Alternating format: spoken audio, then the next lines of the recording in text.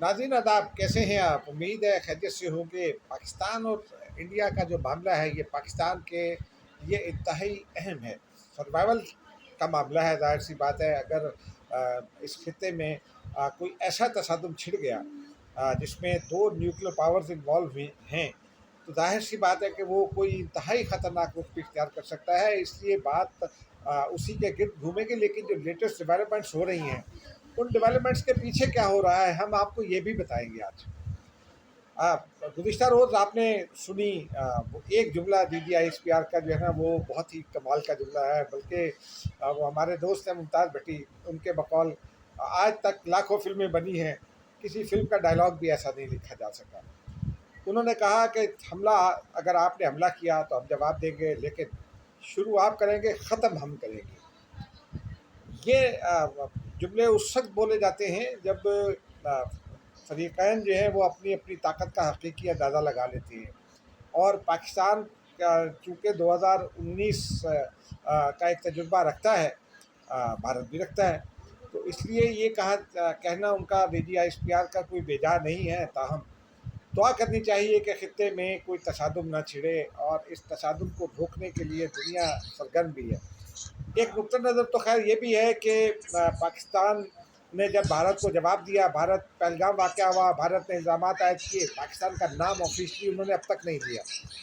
लेकिन अमली तौर पर तो उन्होंने पाकिस्तान की जानिब इशारा कर दिया। सिंतास माहदा जो है वो चाइना और इंडिया के दरमियान तो नहीं है, ना ही तांगानिका और इंडिया के दरमियान है, ना ही अमरीका और इंडिया के दरमियान है। तो उन्होंने पाकिस्तान को ऑफिशियली नाम ना नहीं लिया, लेकिन उसके बावजूद पाकिस्तान को मतून कर दिया। उसके बाद फिर पाकिस्तान ने इंडिया के लिए एयर स्पेस बंद कर दी। और ऐसे फैसले हो रहे हैं।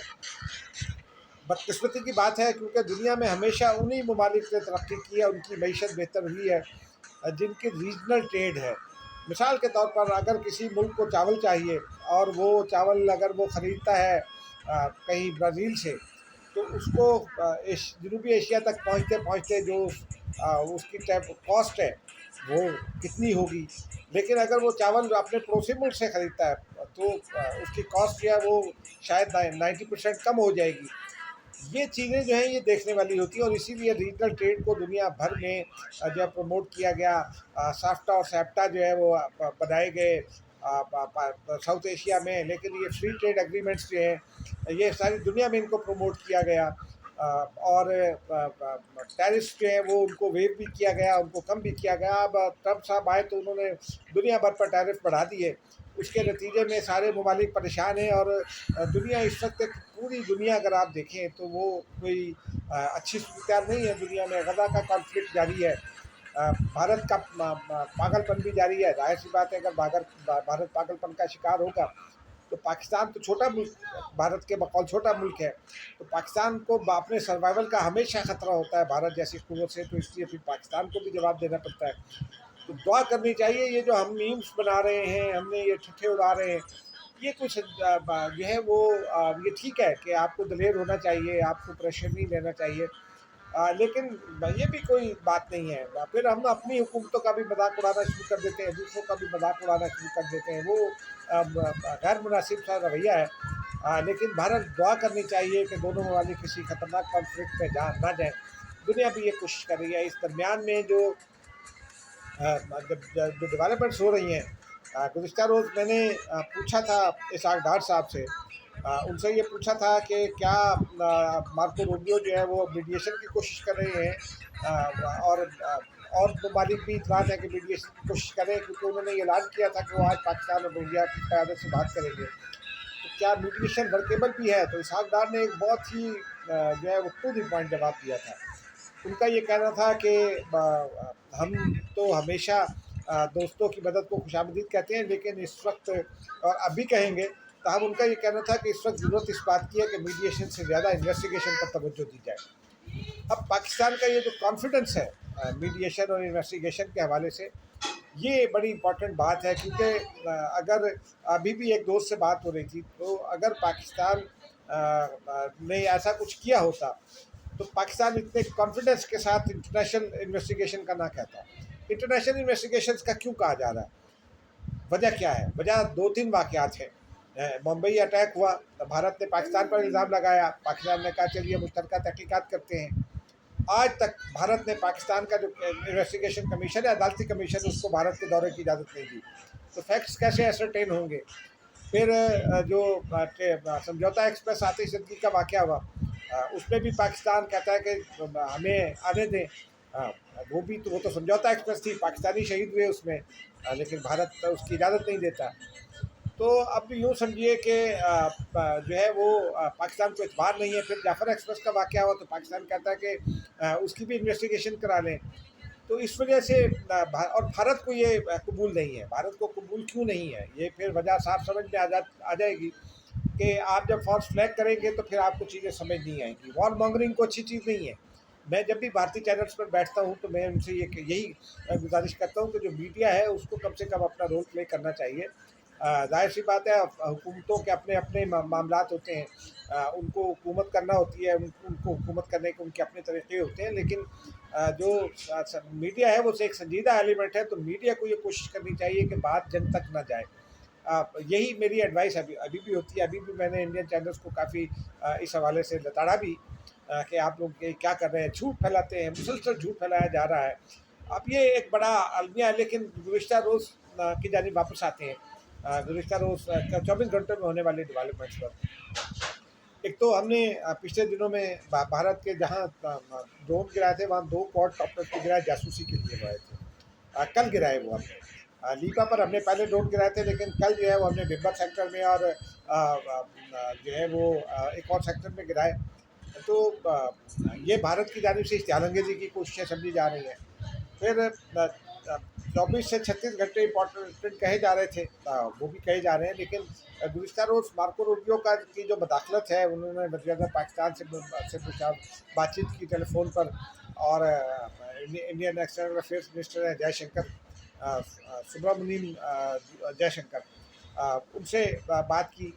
उसके बाद दुनिया के कई लोगों को, मेरी अमेरिका में भी कुछ दोस्तों से बात हुई जो पहले यहाँ इस्लामाबाद में भी थे, उनका ये ख्याल है कि शायद अब भारत जो है वो किसी अटैक का ना सोचे, लेकिन अभी इसके बारे में कोई हतमी बात नहीं कही जा सकती, क्योंकि अमरीकी मदाखलत तो हो गई है। तो अगर भारत जो है वो अटैक नहीं करेगा तो इसका मतलब है कि वो टैरिफ के हवाले से, और फिर उनकी आईटी की जो एक्सपोर्ट्स हैं, वो टैरिफ बढ़ने से वो भी ख़तरे में है। तो उस हवाले से भारत कुछ ना कुछ चाहेगा, कंसेशंस चाहेगा, स्पेशल कंसेशन चाहेगा, कुछ और डील करना चाहेगा। तो ये सारी चीज़ें हैं। देखते हैं इसके ऊपर आगे चलकर क्या होता है। लेकिन भारत के में इस वक्त जो रवैया प्रिवेल कर रहा है, जनरल बख्शी के ट्वीट्स देख लें, साबिक एक आर्मी चीफ का ट्वीट भी आज आया हुआ था, वो भी बस ये सब लोग वॉर मॉन्गरिंग पर लगे हुए। फिर मोदी सरकार जितनी आगे ले गई है बातचीत को, वो उससे उसके बाद उनके लिए वापसी उन्होंने खुद अपनी वापसी नामुमकिन बना दी है।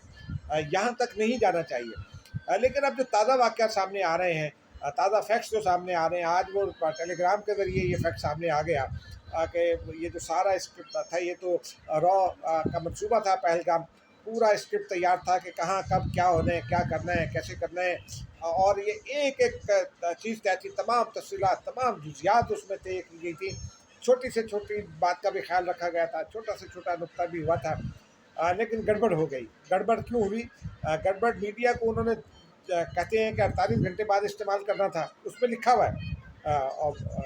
लेकिन वो 48 घंटे गुजरने से पहले मीडिया आ गया, फिर पाकिस्तानी मीडिया भी आ गया, और फिर पाकिस्तानी मीडिया ने भारत के पोल खोल दिए। इंडियन मीडिया ने भी खुद भारत के पोल खोले, इसमें कोई शक नहीं है। तो मीडिया ने चूँकि पोल खोल दिया, फॉल्स फ्लैग ऑपरेशन साबित हो गया, तो इस वजह से ये हो गया। वरना यानी इसको यूँ समझिए कि अमरीकी मदाखलत के बाद जो है वो मोदी जी का जो जंग का मंसूबा था कि पाकिस्तान के साथ यूँ कर देंगे तो फिर हम ताहयात भारत के वज़ीर-ए-आज़म रहेंगे, तो वो तो बढ़ गया। लेकिन इस दरमियान में ज़रा और भी चीज़ों को देखना चाहिए। भारतीय एयरफोर्स में अब भारत की जानिब से एक तो वो उस दिन किया गया था, वो जो नॉर्दर्न कमांडर के कमांडर को तब्दील किया गया था, वो deputy chief of army staff भी थे, उनको हटाकर उनकी जगह एक और साहब को लगा दिया गया। अब आज जो है वो डिप्टी एयर चीफ जो है भारत के, उन पर भी नज़ला गिर गया। वो हुआ क्या क्या है, उस नज़ले की वजह हम आपको बता देते हैं कि इंडिया ने जो रफ़ाइल तैयारे ख़रीदे, उनके कम्युनिकेशन सिस्टम को पाकिस्तान के लिए जो है वो समझना जो है वो इतना मुश्किल नहीं था, और पाकिस्तान ने बहुत आसानी से उसको पिक कर लिया। अब 2 रोज़ कबल जो है वो रफ़ाइल उड़े, और इरादा यकीनी तौर पर अगर वो लाइन ऑफ कंट्रोल पर जो है वो उड़ रहे हैं सरहद के करीब, तो इरादे तो उनके ख़तरनाक होंगे। हालांकि फ्रांस के साथ उनका जो एग्रीमेंट है रफ़ाइल तैयारों का, उसमें ये बहुत वाज़ेह है कि वो एग्रेशन के लिए इस्तेमाल नहीं होंगे। लेकिन पाकिस्तान ने उनकी ये कोशिश नाकाम बना दी। अगर वो पाकिस्तान में घुसना चाहते थे, वो कोशिश नाकाम बना दी एयरफोर्स के टाइमों ने। और हुआ क्या, पाकिस्तान ने उनका कम्युनिकेशन सिस्टम जाम कर दिया। अब ये कैसे हुआ? ज़ाहिर सी बात है कि पाकिस्तानी एयरफोर्स जो है वो टेक्नोलॉजिकली माशाल्लाह बहुत एडवांस है इंडिया के मुकाबले में, और वही एडवांसमेंट जो है वो काम आई। और हम रोज़ाना की बुनियाद पर चूँकि हम डिफेंस कवर करते हैं, तो देखते हैं कि किस किस्म की मूव्स हो रही हैं, किस किस्म के इनिशिएटिव लिए जा रहे हैं टेक्नोलॉजी की एडवांसमेंट के लिए। नई टेक्नोलॉजीज जो है उनसे उनकी इंडक्शन के लिए, न सिर्फ इंडक्शन बल्कि कंपैटिबल होने के लिए क्या क्या कुछ किया जा रहा है। तो इस तरह वो रफ़ाइल का प्रोग्राम भी बढ़ गया उसके ज़रिए पाकिस्तान। हालांकि ये कहा जा रहा था कि जनाब वो रफ़ाइल का मुकाबला पाकिस्तान नहीं कर सकता। हालांकि पाकिस्तान के पास तो F-16 है। अगर भारत और उसमें भी यही एग्रीमेंट है कि पाकिस्तान भारत के ख़िलाफ़ या किसी दूसरे पड़ोसी के ख़िलाफ़ F-16 जारियत के लिए इस्तेमाल नहीं करेगा, और पाकिस्तान ने अल्लाह का शुक्र है कभी जारियत की भी नहीं। तो जवाब तो देने का हक़ है, तो जवाब हम दे सकते हैं, जवाब देने के लिए तैयार भी हैं। तो इस तरह जो है वो नाज़रीन, भारत की जो तमाम जो ख्वाहिशें कोशिशें दम तोड़ती जा रही हैं, क्योंकि एक तो ये हो गया, फिर भारत के अंदर से सवालात उठना शुरू हो गए। भारतीय अवाम ने उस भारत की हुकूमत पर एतबार नहीं किया। ये पहली बार हुआ है कि भारतीय हुकूमत को इतनी शिद्दत से मुखालफत का सामना है।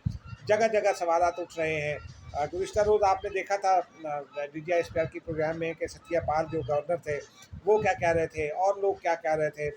फिर एक असम के एक MLA जो हैं वो, उनको गिरफ्तार कर लिया था मेंबर असेंबली, वो क्या कह रहे थे। ये सब दुनिया देख रही है। BBC की आज स्टोरी है। तो भारत जो है वो उसकी वॉर मॉन्गरिंग है वो बेनकाब हो गई है। लेकिन ये खबर हम आपको बता दें कि पाकिस्तान और भारत के साथ जो गुज़िश्ता रोज़ मीडिएशन की कोशिश की गई, उसमें पाकिस्तान का जवाब क्या था। और फिर इसहाक डार जो बातें कर रहे हैं, जो गुफ्तगू कर रहे हैं दुनिया भर के वज़राए ख़ारजा के साथ, अपने मनसब अफराद के साथ, उसमें भी यही गुफ्तगू होती है। पाकिस्तान ने, वज़ीर-ए-आज़म पाकिस्तान ने भारत अमरीकी वज़ीर ख़ारजा को ये यकीन दिलाया कि पाकिस्तान एग्रेशन नहीं करेगा। और आपको एक और मज़े की बात बताएं, तारीखी बात है कि पाकिस्तान और भारत के दरमियान no first attack of nuclear का एक एग्रीमेंट भी मौजूद है। बेनज़ीर भुट्टो के ज़माने में ये इनिशिएट हुआ था, और फिर गालिबन मुशर्रफ के ज़माने में होगा। तो अब अगर हुआ तो भारत ही उसकी खिलाफ वर्जी करेगा, पाकिस्तान उसकी खिलाफ वर्जी नहीं करेगा। लेकिन पाकिस्तान के पास ये डेटरेंस मौजूद है। अगर भारत ने इस्तेमाल करने की कोशिश की तो उसके इस्तेमाल की नौबत नहीं आने दी जाएगी। ताहम अमरीकी वज़ीर ख़ारजा को ये बता दिया गया कि पाकिस्तान जो है वो पहले हमला नहीं करेगा, लेकिन हमले का जवाब भरपूर देगा।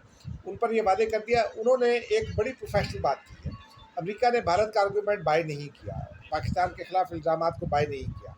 उन्होंने पाकिस्तान की उस काविश को भी सराहा। पाकिस्तान ने इस बात को दोहराया कि हम तो जॉइंट इन्वेस्टिगेशन के लिए तैयार हैं, जो इंडिपेंडेंट इन्वेस्टिगेशन हो। हम दो मुश्तरका इन्वेस्टिगेशन के लिए तैयार हैं, लेकिन इंडिपेंडेंट इन्वेस्टिगेशन के लिए। मार्को रूबियो ने यही बात भारत को पहुँचाई, और भारत से भी ये कहा कि इन्वेस्टिगेशन कराएं। साथ साथ उन्होंने डी एस्केलेशन की बात की, जो सारी दुनिया कर रही है। तो डी एस्केलेशन में भी उन्होंने भारत पर ये वादे कर दिया कि पाकिस्तान के साथ मिलकर वो डी एस्केलेट करे। पाकिस्तान से कहा है कि भारत के साथ वो, यानी उन्होंने ये यकीन दिलाया कि वो भारत के साथ बात करते हैं कि जॉइंट इन्वेस्टिगेशन की जाए, लेकिन भारत जॉइंट इन्वेस्टिगेशन पर तैयार नहीं होगा। इस दरमियान में नाज़रीन खबर ये भी है कि चीन पाकिस्तान के साथ 100% खड़ा है, कंधे से कंधा मिलाकर। चीन ने पाकिस्तान के मौक़िफ़ की हिमायत कर दी है। हो सकता है सलामती काउंसिल तक नौबत आए, क्योंकि गुज़िश्ता रोज़ जो 2 रोज़ कबल जो पाकिस्तान में दहशतगर्दी फैलाने के लिए भारतीय रॉ की जो रिकॉर्ड सामने आया, भारतीय रॉ के अफसर की जो टेलीफोनिक गुफ्तगू पकड़ी गई है, और उसके बाद फिर आज एक और ख़बर हमने ब्रेक की है। वो TTP को किस तरह से भारत कंट्रोल करता है। TTP का जो एक ग्रुप था, जो ग़ज़वा हिंद ग्रुप जिसका नाम था, उसका नाम रॉ ने तब्दील कराया है। और वो टीटीपी के दो लोग जो है अब उनमें से एक सीनियर है, एक जूनियर है। जो सीनियर कन्वे कर रहा है वो ये बता रहा है कि भारत ये चाहता है कि इसका नाम तब्दील कर दिया जाए, तो उसका नाम भी तब्दील कर दिया जाता है। तो पाकिस्तान में मदाखलत के भारतीय मदाखलत के बहुत वाफिर सबूत मौजूद हैं, बहुत जानदार सबूत मौजूद हैं। अगर अक़वाम मुत्तहिदा ने ये आज़ाद इन्वेस्टिगेशन शुरू कर दी शांति काउंसिल ने, तो भारत के पास पल्ले कुछ नहीं बचेगा। मुझे इजाज़त दीजिए, खुदा हाफिज़। इस दुआ के साथ ख़त्म करते हैं कि पाकिस्तान और भारत के दरमियान जंग ना हो। जंग कभी भी अच्छे नताइज नहीं लेकर आती। खुदा हाफिज़।